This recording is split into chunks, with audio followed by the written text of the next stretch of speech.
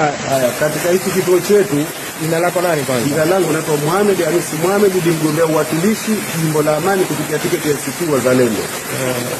Hii kura huu pumbavu wa leo, maana sio kura, huu pumbavu wa leo hapana kura hata moja. Wamewaleta vikosi watupu, tena wamewaleta kwa mabasi, wamewaingiza ndani. Baada ya kuingiza ndani kufika tu wameanza kupiga kura bila wakala hata mmoja kumuingiza. Hawajaingiza wakala wote. Wanapokushamaliza kupiga kura, kushapata karatasi zao, hata wino hawawatii. Hayo ndo malalamiko yangu. Hapana uchaguzi, pana uchafuzi mtupu. Hii kura yao waliosema ya wizi ya mapema, hapa pana uchafuzi mtupu.